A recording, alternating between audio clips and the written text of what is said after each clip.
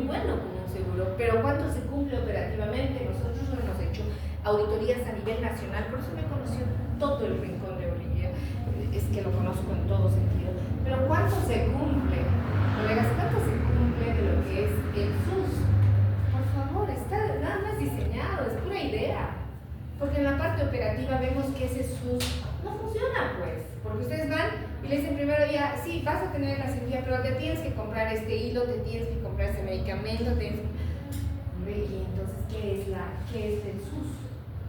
Entonces son cosas que nos hacen pensar. Hemos estado en discusiones de salud pública que dicen, yo lo digo lo que tal, como los estoy diciendo. Así que es así, es de veras es así, chicos, chicas, es así. Pero estamos en este medio. Eso no significa que nos tengamos que resignar. Es cierto que hay determinaciones estructurales que tenemos que seguir, o sea, que yo no voy a cambiar el SUS por lo que digan, ¿no? Porque no hay presupuesto, ya está, esos SUS vienen de otros entes, vienen otros niveles de decisión, o como se le dé, se le reasigne, ya sé que no está, pero por lo menos algo está en mí que puedo hacer, sí, el tratar bien al paciente. Y la calidad no es igual a infraestructura, la calidad no es igual a tecnología, colegas, es parte de sí, pero no igual a, eso no se olvide nunca. No, es que nosotros, doctora, cuando íbamos a diferentes hospitales en Bolivia, entonces decían, no, doctora, es que sabe que nosotros nunca vamos a alcanzar la calidad, decía una colega, en un lugar del oriente, cerca de la frontera, se me olvidé. Entonces decía, no vamos a alcanzar nunca, porque no tenemos buena infraestructura, se nos está cayendo. Ya, eso no es una barrera, sabemos que hay realidades y que tenemos que mejorar, por supuesto, pero eso no es igual a, no tengo infraestructura, no les puedo dar un servicio de calidad, entonces de hecho tienen que ser maltratados, no importa, acogerse a lo que tengan. No es así, colegas, y eso quiero que saquen ustedes cuando terminen esta materia, por lo menos se van a ir con conocimientos sólidos. Entonces, pues, ¿qué aprendizaje yo con todo esto puedo esperar de ustedes? Que básicamente puedan tener, como dice el estudiante, diferencia las bases, los elementos, las etapas de lo que es el proceso administrativo de salud, que tiene que ver además con todo lo que estoy hablando, y lo relaciona en el ámbito de la nueva visión en salud. No se olviden, esta es nuestra visión. Los que quieran aceptarlo, pues lo aceptan. Lamentablemente los países tercermundistas somos los que menos aceptamos, y esto no lo digo tampoco yo porque se me viene en la cabeza, sino porque hay encuestas que lo dicen, que han hecho a los médicos. Pero sin embargo también vamos a ver cuáles son los 20 mejores hospitales del mundo que aplican la calidad total. Sí que hay, por supuesto que los hay. Entonces es que no queremos aprender, es que no queremos abrir las mentes, colegas. Bien, porque tenemos que entrar pues, en lo que es la competitividad, ¿verdad? Aquí tenemos dos cirujanos y un electrocardiograma, ¿será cierto? No saben qué van a hacer, dice ahí. Es que tenemos que entrar pues, en esa competitividad, la capacitación, la formación continua. Así es salud, colegas. Así es salud, para evitar capacitación y formación, de veras. Es que esto es interminable. Tenemos que tener profesionales competitivos, cada vez más competitivos, para evitar esos momentos de ansiedad, de frustración, ¿verdad? Que de pronto tuvimos un caso también en la frontera, cuando fuimos a hacer una auditoría médica, y que realmente me llamó la atención. Lamentablemente ese colega, lamentable digo porque hizo quedar mal a su universidad, era egresado de una universidad privada. Primer punto en contra, porque ahí fuimos del ministerio, los que hicimos auditoría y todo. Entonces yo estaba haciendo por el ministerio, fui invitada para hacer la auditoría médica, y verdaderamente era sus primeras experiencias, pero yo estaba como médico egresado, tenía su título en provisión nacional, y realmente por estas cosas, ¿no? De no valorar bien a la paciente, que era un embarazo gemelar, y resulta que después de valorarla, le dice, no pasa nada, te vas a tu casa y se la despacha, ¿no? Para resumir y no hacer muy prolongado este tema. Entonces la paciente se va, y precisamente ya cuando viene al día siguiente al amanecer, ella fue a las 10 de la noche, ya viene a las 4 o 5 de la mañana, para que le atiendan porque ya estaba en estado prácticamente con una hipotensión, estaba muy mal porque entró a la terapia, tuvo el niño, tuvo los niños y los dos estaban fallecidos, ¿no? hubo el óbito fetal y obviamente la paciente después de la terapia también falleció, entonces se pidió la auditoría. Realmente fue un caso increíble. Y esto por una falta de valoración. Porque si uno no tiene la capacidad, y por eso les digo, sinceridad y transparencia. Pues si yo estoy a cargo y son mis primeras manos, tengo que hacer salir como sea ya, andate como mañana a las 8 va a estar el ginecólogo, volvete nada más mañana, ¿no ves? Porque ahorita yo soy de emergencia. Entonces, ¿qué ha hecho? Ni siquiera igualmente pasó algunas horas y la paciente tuvo que volver en peor estado. Pues fíjense, si uno lo sabe, pues ese momento pide la ayuda, concurso de otra persona, decir, mira, tengo una paciente así, me parece, no sé qué hago, la interno acá. Es que es mejor ser sincero, ser honesto y no querer abarcar y luego correr los riesgos. ¿Qué pasó con este colega? Ya sabía que teníamos que hacer estas situaciones, que estaba en esto, sí tuvo que huir, por supuesto, y volver a más próximo a la frontera, se fue al Brasil, pero igualmente ya le cayó el juicio, se le hizo todo, se le estaba buscando, etc. Pero fíjense cómo termina una situación. Nada más por no tener un poco de ética, cuidado, ser sinceros, agarrar y decir, necesito un ginecólogo, yo no soy ginecólogo, soy médico general, recién egresado y quiero, esto me parece complejo. Hay que decirlo, colegas, hay que ser honestos. No podemos tener estos momentos ingratos que es luego de ansiedad y frustración para uno mismo. Así que, bueno, entendiendo, y por qué hablo tanto de capacitación, porque sabemos que la medicina hoy en día pues está avanzando a pasos agigantados, que no, hoy en día se descubre todo, vacunas en 10 días, estamos maravillosos. Es que de este tema también lo vamos a hablar. Entonces, está avanzando a pasos agigantados, tenemos que ir a ese ritmo, colegas, porque ya detener es como si pretendiéramos detener el tiempo, y esto no lo vamos a hacer. Con la tecnología, fíjense, hoy en día está pero corriendo la medicina, tenemos la medicina virtual, la telemedicina que se ha puesto mucho en moda, es decir, está avanzando de una manera descontrolada, y esto lo hemos vivido con la pandemia, ustedes lo saben, es decir, ¿qué ha ocurrido? Que lo que estaba sucediendo en la China lo sabíamos en el momento real, un poco más. ¿Cuánto tardamos en enterarnos una noticia en el mundo? Todo está absolutamente conectado. Entonces la medicina está así, la medicina está globalizada, está universalizada, es decir, todo lo que se avanza, no podemos decir, es que yo no conozco, es que no lo sabía, porque hoy en día nada más consultas al Dios Google y te dice todo, ¿no? Te dice hasta tu nombre y tu apellido, todo lo que tú quieras de consulta. Esa es la globalización, esa es la universalización de la medicina, y hoy en día sí está avanzando de una manera absolutamente descontrolada, en pro y en contra, porque fíjense, en lo que ha sido la pandemia, de pronto hemos tenido, sí conocíamos todo, pero nadie sabía cómo tratar al final, y es que hoy en día, hasta la última reunión que hemos tenido en Santiago, en Chile, los alumnistas decíamos, a ver, nadie hasta ahora se puede dar el título de experto en COVID, en el manejo del COVID. No, porque hasta ahora se siguen investigando, las investigaciones vienen, unas en favor de otras, otras en contra de otras, es decir, no podemos, porque verdaderamente cada uno hace su proceso de investigación. Entonces, sinceramente, estamos avanzando de una manera descontrolada. No está mal, pero tenemos que tener mucha sutileza. Entonces, las instituciones de salud, los actores involucrados, todos los actores involucrados, ustedes son parte de eso, tienen que ir al mismo ritmo, pues, o sea, no podemos quedarnos, ¿no? Aquel médico cirujano que operaba de una manera abierta la vesícula, porque si se operaba antes así, o sea, detectabas una litiasis biliar y ¿qué hacías? Tenías que entrar a una cirugía abierta, porque no teníamos la laparoscópica. Pues hoy en día ha revolucionado la laparoscópica, el robot Da Vinci, no sé qué cosas, tantas tecnologías interesantes que ha salido. Pues el médico que se queda con esa vieja práctica se queda más relegado, ¿no es cierto? Porque los mismos pacientes, ya tenemos también el paciente digital, que creo que se los voy a mencionar si nos da tiempo hoy día, porque es bien bonito los reportajes que se hacen, ¿no? El paciente digital es aquel que ya va con su diagnóstico, no sé quién estaría yendo, ¿sabe que tengo un dolor abdominal? No sé qué es. Créanme que ese paciente ha ido ya con todo, de poco le viene, estoy con apendicitis, estoy con una úlcera perforada, no sé qué cosas, ¿no es cierto? Los pacientes investigan.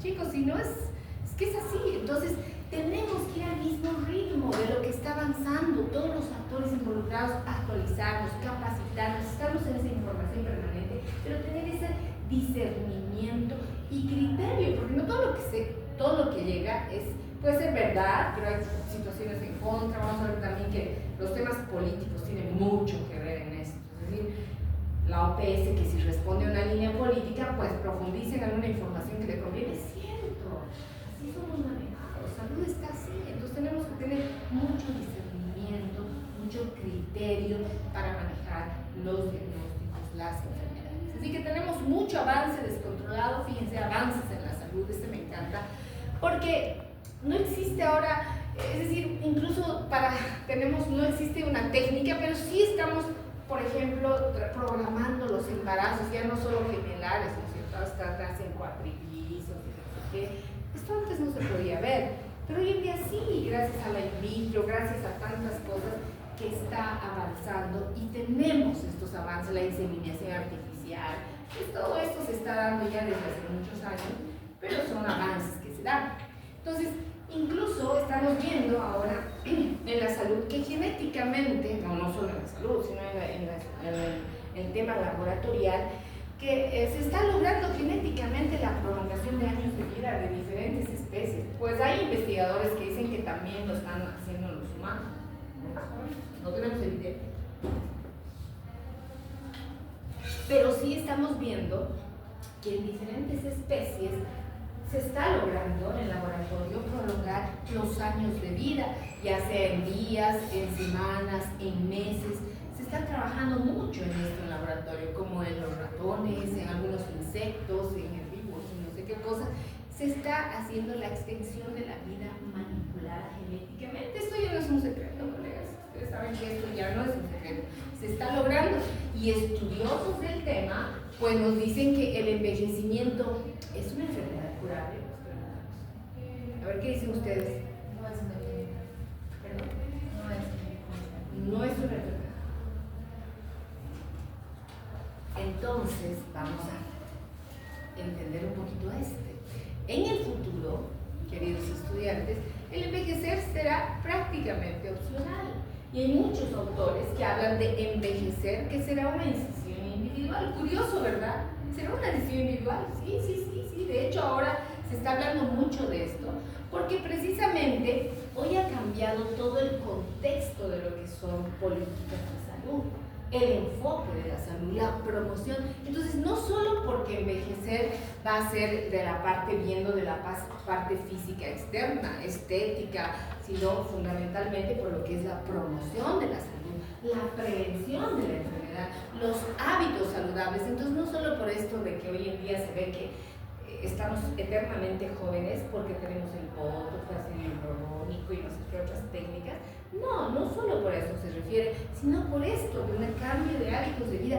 Fíjense, los años de vida, las expectativas de años de vida de las poblaciones hoy en día han aumentado, porque antes las poblaciones tenían diferentes expectativas de vida, qué sé yo, a los 50, 55, dependiendo de las poblaciones. Pero hoy en día esto se ha incrementado en 5 a 10 años, porque estamos trabajando mucho en lo que son, por ejemplo, los hábitos saludables. ¿Quién no sabe el tema del ejercicio? Porque se promueve acá en Bolivia, y vamos a tomar el ejemplo porque seguro que lo tenemos en todas partes, ya lo vi. ¿Y dónde está nuestra amiga de Lima? ¿O digo del Perú? ¿Alguien está del Perú? Ah, sí. Por ejemplo, me encantó una de las recientes en Lima que estuve en una reunión.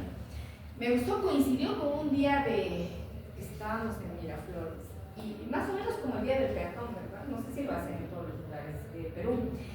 Pero entonces ahí tenían todo para hacer, exactamente hacían rítmicas, gimnasias, hacían caminatas, hacían juegos, hacían bailes, hacían promoción de alimentos saludables, y tú podías degustar, eran mesas inmensas. Yo dije, realmente esto es lo que nos falta, promover más, aunque sí ya se ha iniciado en Bolivia, tenemos mucho de esto. Hay varios días al año que se da, domingos, ¿verdad?, de Día del Peatón.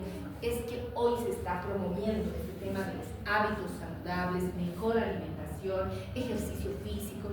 ¿Quién no promueve eso? Antes no era tan famoso. Hoy gimnasio tenemos pues en cada cuadra de nuestras casas, creo. finalmente en nuestra casa también. Esto porque es saludable.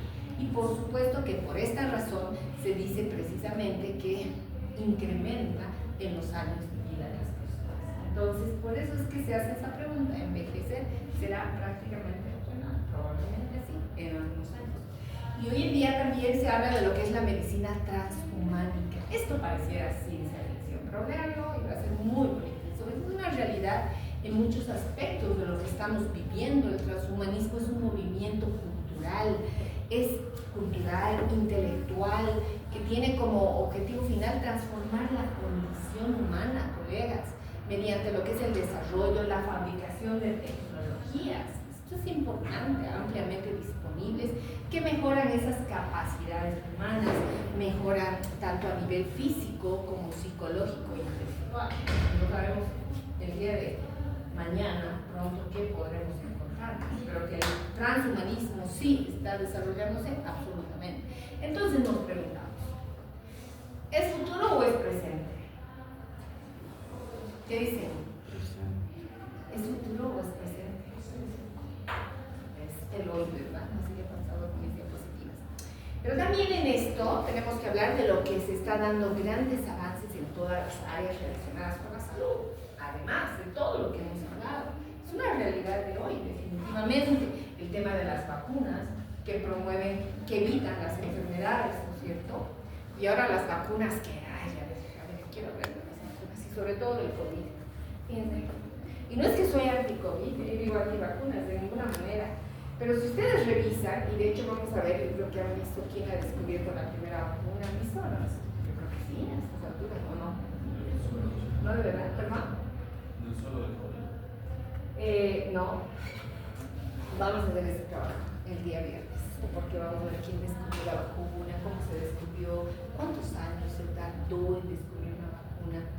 Y hoy no estoy negando que la tecnología ha avanzado enormemente, pero el proceso y la evolución es lo que muchos de los salubristas nos cuestionamos y decimos, a ver, vacuna en menos de un mes han sacado y nos han aplicado, bueno, no lo sé.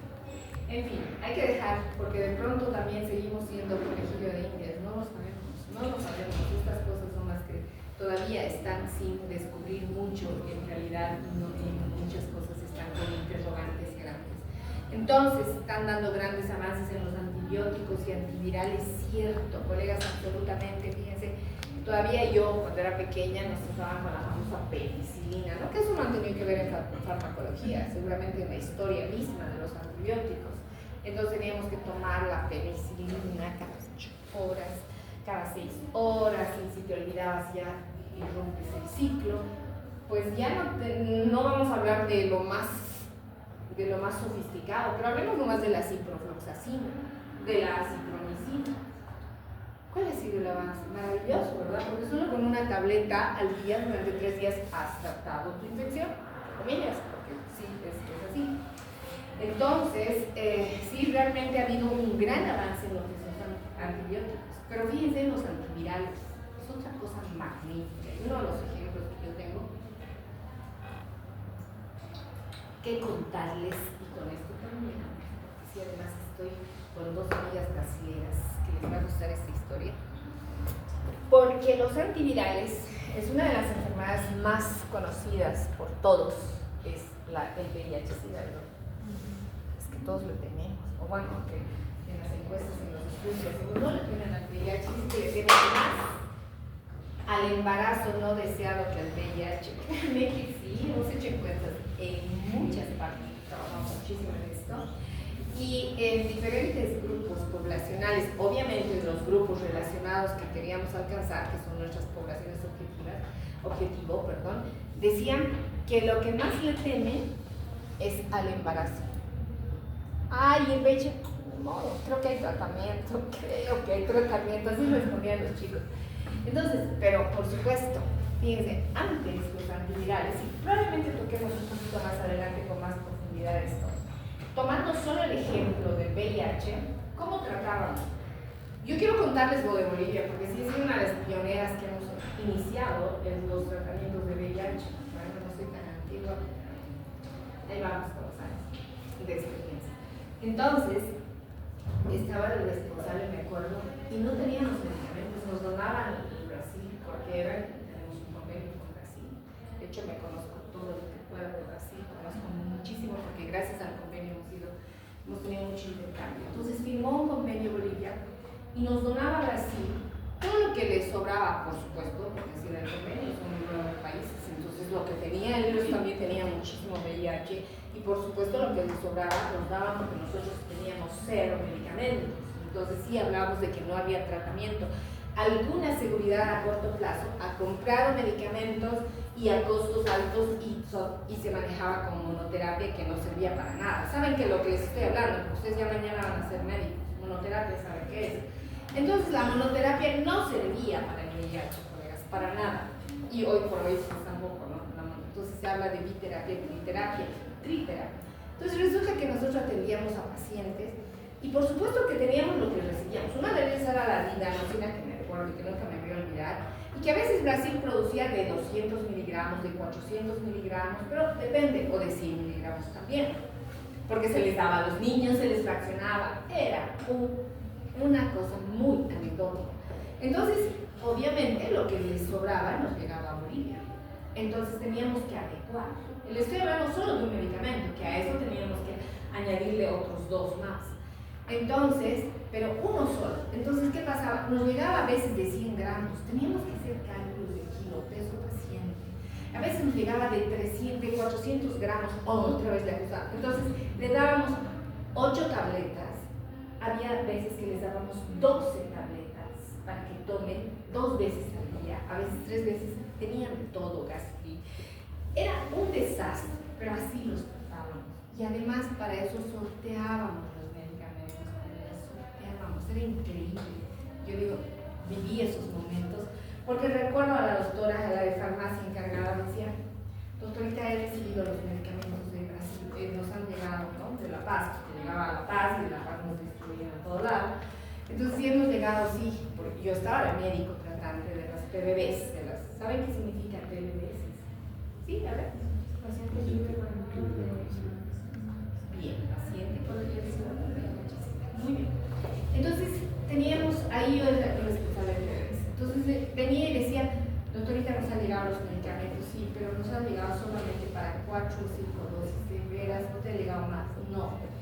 Bueno, hagamos la lista. Y me decía, hay una buena noticia, ¿cuál? El Juanito se ha muerto. ¿En serio? ¡Qué bien! Bueno, doña Rosalía estaba esperando. Entonces nos alegrábamos porque se moría, porque teníamos una lista. Si nos llegó solo 4 extras y teníamos una lista de 16 o 20 pacientes o 25, era una crisis. Y de veras, que uno se muera, éramos, ¡ay, qué bien! Entonces esta otra que está desesperada para entrar. Entonces era una locura, colegas, era así, manejábamos así. Y no les estoy hablando de, será que tengo una cara tan vieja, no sé, pero no es tan antiguo esto. Yo les estoy hablando de hace unos 15, 18 años atrás, no es más. Y de veras hemos estado en esa crisis. Pues hoy en día los antivirales, y bueno, yo siempre agradezco al Brasil, porque de veras, si no era esto, fíjense cómo habríamos encaminado. De hecho, los modelos de tratamientos, las guías, las normas, los protocolos lo utilizábamos del Brasil, absolutamente, absolutamente. Después ya hemos hecho normas, hemos hecho protocolos, hemos encaminado todo y hoy por hoy podemos decir que Bolivia está pues autónoma en el tema del VIH. Es decir, tratamos como lo están tratando en Estados Unidos. Es envidia de algunos países, cierto. Por ejemplo, en algún momento la Argentina no tenía ese tratamiento que hoy en día es un medicamento, dosis única, una sola tableta cada día. Y ahí tienes la triterapia que queremos.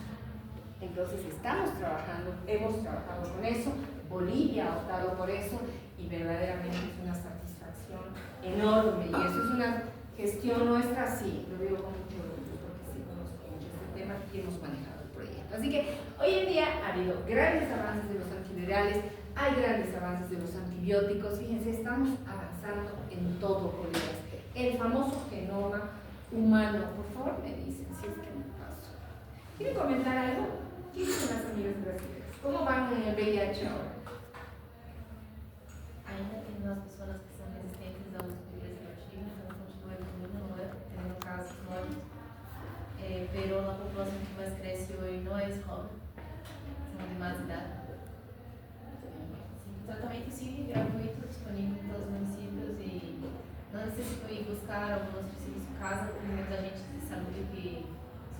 aliados, así como tienen aquí para tuberculose, ¿no ves?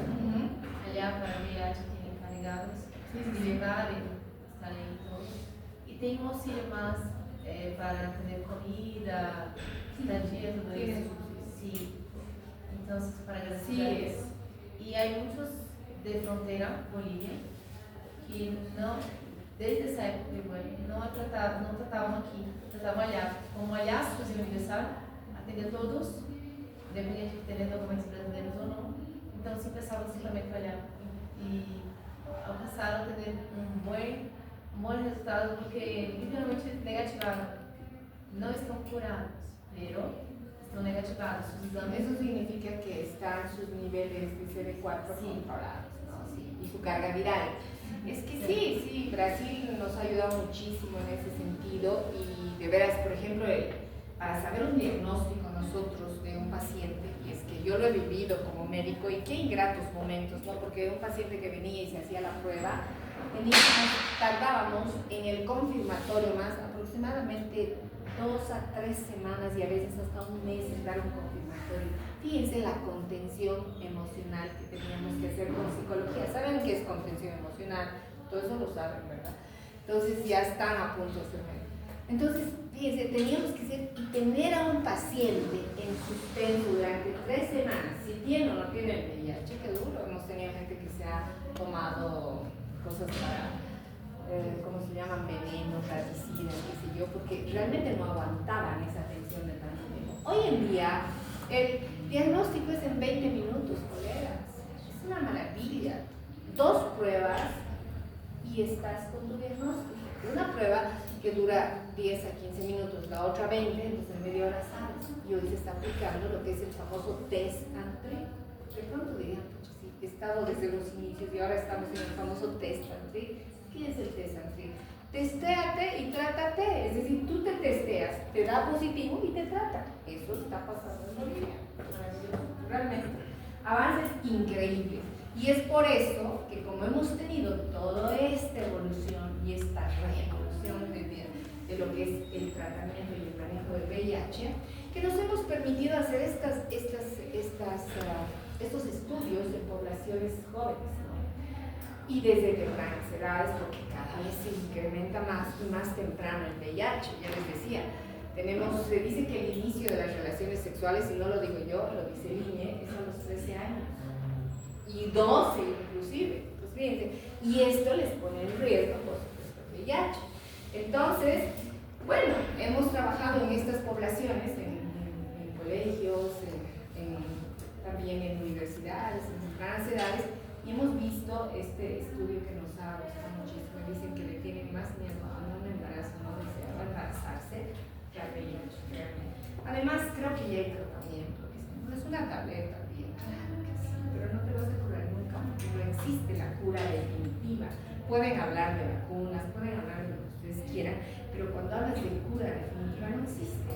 ¿Qué hemos evolucionado en el VIH? Que hoy en día ya no se la ve como una enfermedad tan estigmatizante, cierto, porque si tú logras bajar los niveles de carga viral, pues tendrás menos transmisión, menos del riesgo de transmisión, incluso en una relación sin preservativo, cierto, pero sigues teniendo el riesgo. Entonces, hemos avanzado mucho, chicos, me encantaría hablarles tanto de esto, ya creo que estamos en tiempo, ¿no? ¿Alguna pregunta? Nos vamos a quedar aquí, porque si no, hay cosas que no me gusta pasarlo, pero quiero saber si